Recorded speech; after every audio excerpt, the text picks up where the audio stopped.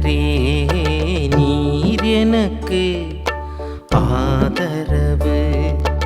ஆண்டவரே நீர் எனக்கு ஆதரவு. ஆண்டவரே என் எதிரிகள் எவ்வளவாய் பெருகிவிட்டன. என்னை எதிர்த்து எழுவோர் எத்தனை மிகுந்து விட்டன. கடவுள் அவனை விடுவிக்க மாட்டார் என்று என்னை குறித்து சொல்வோர் பலர்.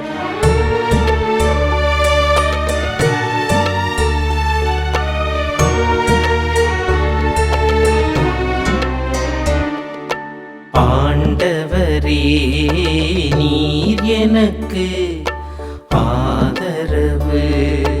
ஆண்டவரே நீர் எனக்கு ஆதரவு.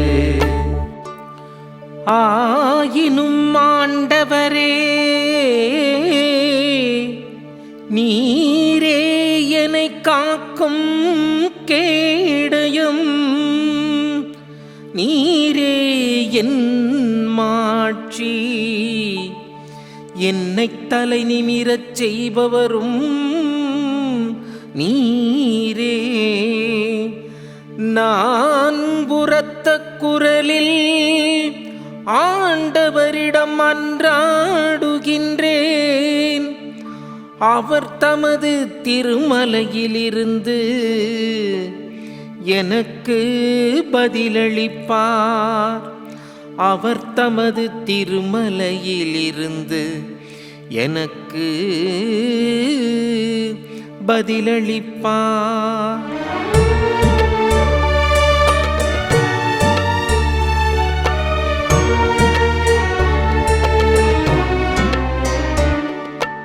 ஆண்டவரே நீர் எனக்கு ஆதரவு. ஆண்டவரே நீர் எனக்கு ஆதரவு. நான் படுத்துறங்கி விழித்தெழுவேன். ஏனெனில் ஆண்டவரே எனக்கு ஆதரவு. என்னை சூழ்ந்திருக்கும் பல்லாயிரம் பகைவருக்கு நான் அஞ்சமாட்டேன். ஆண்டவரே எழுந்தருளும். என் கடவுளே என்னை மீட்டருளும். என்னை மீட்டருளும்.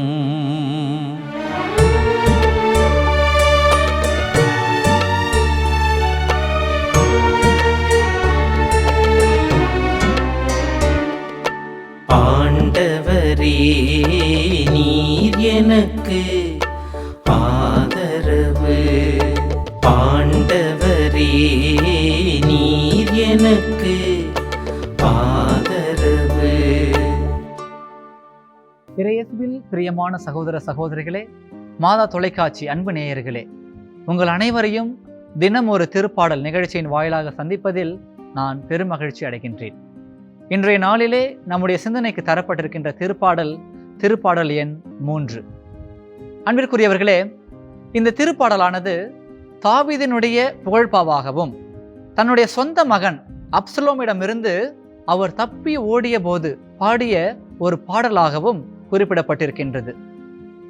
8 வசனங்களை கொண்ட இந்த திருப்பாடலை நம்முடைய சிந்தனைக்காக நான் 3 பகுதிகளாக பிரிக்க ஆசைப்படுகின்றேன். முதல் பகுதியானது 1 மற்றும் 2 வசனங்களை கொண்டிருக்கின்றது. இரண்டாவது பகுதியாக 3 முதல் 6 வசனங்களை பிரித்துக் கொள்ளலாம். மூன்றாவது பகுதியாக 7 மற்றும் 8வது வசனங்களை பிரித்துக் கொள்ளலாம்.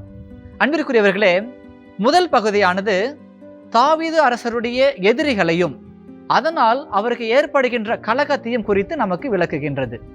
இரண்டாவது பகுதியானது எவ்வாறு தாவீது ஆண்டவர் மீது தன்னுடைய நிலையான நம்பிக்கையை பதிக்கின்றார், அந்த நம்பிக்கையை எப்படிப்பட்ட வார்த்தைகளால் விவரிக்கின்றார் என்பதை குறித்து நமக்கு விளக்குகின்றது. மூன்றாவது பகுதியானது தாவீது ஆண்டவரை நோக்கி மன்றாடுகின்ற ஒரு மன்றாட்டாக அமைகின்றது. அன்பிற்குரியவர்களே, முதல் பகுதியில் நாம் இவ்வாறு வாசிக்கின்றோம்: ஆண்டவரே, என் எதிரிகள் எவ்வளவாய் பெருகிவிட்டனர், என்னை எதிர்த்து எழுவோர் எத்தனை மிகுந்து விட்டனர், கடவுள் அவனை விடுவிக்க மாட்டார் என்று என்னை குறித்து சொல்வோர் பலர். அன்பிற்குரியவர்களே, தாவீது அரசராக இருந்தபோது அவருக்கு எதிராக ஏராளமான எதிரிகள் இருந்தார்கள். அவர்கள் அனைவரையுமே ஆண்டவருடைய துணை கொண்டு தாவீது வெற்றி பெற்றார். ஆனால் தன்னுடைய சொந்த மகன் அப்சலோம் அவருக்கு எதிரியாக மாறிய போது அவனை எதிர்த்து போரிட முடியாமல் அவனிடமிருந்து தப்பி ஓடுகின்றார். என் அன்பிற்குரியவர்களே, திருவிவிலியத்தை நாம் பார்க்கின்ற பொழுது எவ்வளவோ பேர் தங்களுடைய சொந்த மக்களால் நிராகரிக்கப்பட்டு துன்புறுத்தப்பட்டிருக்கின்றார்கள். உதாரணமாக பழைய ஏற்பாட்டில் யோசேப்பு தன்னுடைய சொந்த சகோதரர்களால் கொலை முயற்சிக்கு உள்ளாகப்பட்டார். ஏன், எகிப்திற்கு கூட விற்கப்பட்டார். இரண்டாவதாக இறைவாக்கினர் எரேமியா தன்னுடைய சொந்த மக்களால் துன்புறுத்தப்பட்டார். ஏன், நம்முடைய இறைமகன் இயேசு கிறிஸ்து கூட தன்னுடைய சொந்த மக்களால் நிராகரிக்கப்பட்டு துன்புறுத்தப்பட்டு கல்வாரி மலையில் தன்னுடைய உயிரை சிந்தினார். என் அன்பிற்குரியவர்களே, இவர்கள் அனைவருக்குமே ஒரே ஒரு விஷயம் பக்கபலமாக இருக்கின்றது. அது என்னவென்றால், இன்றைய பல்லவி கூறுவது போல, ஆண்டவரே எனக்கு ஆதரவு. அன்பிற்குரியவர்களே, ஆண்டவரே அவர்களுக்கு ஆதரவாக இருந்தார். ஆண்டவரே நமக்கு ஆதரவாக இருக்கின்றார். அவ்வாறு இருக்க நான் எதற்காக அஞ்ச வேண்டும்? ஆண்டவர் எனக்கு எதிராக இருக்க, ஆண்டவர் எனக்கு ஆதரவாக இருக்க நான் எதற்காக அஞ்சி கலங்க வேண்டும்? இரண்டாவது பகுதியானது இவ்வாறு கூறுகின்றது: ஆயினும் ஆண்டவரே, நீரே என்னை காக்கும் கேடயம், நீரே என் மாட்சி, என்னை தலைநிமிர செய்பவரும் நீரே.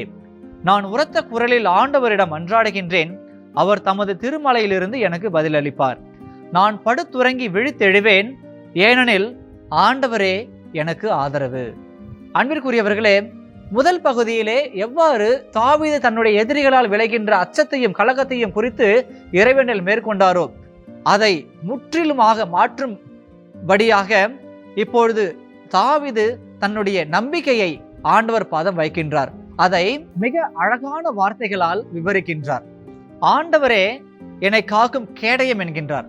அன்பிற்குரியவர்களே, கேடயம் என்பது போர் வீரரை எதிரி படைகளினுடைய அந்த கடினமான ஆயுதங்களிலிருந்து பாதுகாக்கக்கூடிய மிகப்பெரிய ஒரு கவசமாக இருக்கின்றது. எனவேதான் தாவீது ஆண்டவரை என்னுடைய கேடயம் என்கின்றார். அன்பிற்குரியவர்களே, மிக முக்கியமாக 5வது வசனம் நமக்கு மிகப்பெரிய ஒரு வலிமையை, மிகப்பெரிய ஒரு நம்பிக்கையை தரக்கூடியதாக இருக்கின்றது.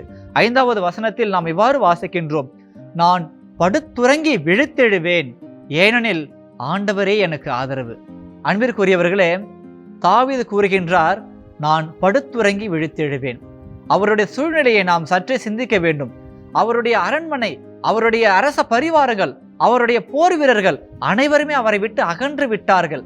மரணம் எப்போது வேண்டுமானாலும் அவரை கவ்விக்கொள்ளலாம். எதிரிகள் அவரை சூழ்ந்து விட்டார்கள். மிகப்பெரிய கலக்கம், மிகப்பெரிய துன்பம் அவரை ஆட்கொண்டிருக்கின்றது. ஆனால் அந்த நேரத்திலும் தாவீது கூறுவது, நான் படுத்துறங்கி விழித்தெழுவேன் என்கின்றார். அன்பிற்குரியவர்களே, பொதுவாகவே நம்முடைய வாழ்வில் கலக்கமும் துன்பமும் மனக்கவலையும் சோர்வும் நம்மை சூழ்கின்ற போது தூக்கம் என்பது நமக்கு அறவே இருக்காது. ஆனால் தாவீது ஆண்டவர் மீது முழுமையான நம்பிக்கை வைக்கின்றார். ஆண்டவர் எனக்கு ஆதரவாக இருக்கின்றார். நான் எதற்காக அஞ்ச வேண்டும்? எதற்காக நான் கலக வேண்டும்? என்னுடைய எதிரிகள் என்னை எதுவும் செய்ய முடியாது. ஆண்டவர் என்னுடைய பாதுகாப்பாக, ஆண்டவர் என்னுடைய கேடயமாக இருக்கின்றார். எவ்வளவு பெரிய ஒரு நம்பிக்கையின் ஒரு வெளிப்பாடாக, நம்பிக்கையின் சாட்சியமாக இங்கே தாவீது அரசர் திகழ்கின்றார். 3வது பகுதியிலே நாம் இவ்வாறு வாசிக்கின்றோம்: ஆண்டவரே எழுந்தருளும், என் கடவுளே என்னை மீட்டருளும், என் எதிரிகள் அனைவரையும் கன்னத்தில் அறையும், பொல்லாரின் பல்லை உடையும் என்கின்றார். அன்பிற்குரியவர்களே, ஆண்டவரே எழுந்தருளும் என்று தாவீது கூறுகின்ற பொழுது தன்னுடைய ஆழமான உறவை அவர் வெளிப்படுத்துகின்றார். ஆண்டவரோடு தாம் கொண்டிருக்கின்ற அந்த உறவினுடைய அடையாளமாகத்தான் உரிமையோடு ஆண்டவரை அழைக்கின்றார். நன்றிக்குரியவர்களே, மிக அழகான ஒரு இறை வசனத்தை, ஆழமான அழகான வசனங்களை நாம் தியானித்தோம். எனவே தாவீதோடு கூட நாமும் ஆண்டவர் பாதம் நம்முடைய மன்றாட்டை சமர்ப்பிப்போமா? மன்றாடுவோமாக. எங்கள் அன்பான விண்ணக தந்தை இறைவா, இந்த புதிய நாளுக்காக, இந்த புதிய வேலைக்காக, இந்த திருப்பாடல் 3க்காக உமக்கு நன்றி கூறுகின்றோம். ஆண்டவரே, எங்கள் மேல் நீர் அளவு கடந்த அன்பு கொண்டு எங்களை உமது கண்ணின் மணி போல பாதுகாத்து வருகின்றீர். எங்களுடைய வாழ்வில் எவ்வளவு துன்பங்கள், எவ்வளவு துயரங்கள் எங்களை சூழ்ந்தாலும் நீரே எங்களுடைய ஆதரவாக, நீரே எங்களுடைய கேடயமாக எங்கள் ஒவ்வொருவரையும் பாதுகாத்து வருகின்றீர். நீரே எங்களுடைய ஆதரவாக இருக்கின்றீர் என்கின்ற அந்த நம்பிக்கையினால் உந்தப்பட்டு எங்களுடைய நம்பிக்கையை உங்கள் மீது வைத்து அதன்படி எங்களுடைய வாழ்க்கையை அமைத்துக் கொள்ள எங்களுக்கு உமது அருளை அருள்வீராக. எங்கள் ஆண்டவராகிய கிறிஸ்து வழியாக உம்மை கெஞ்சி மன்றாடுகின்றோம். ஆமீன்.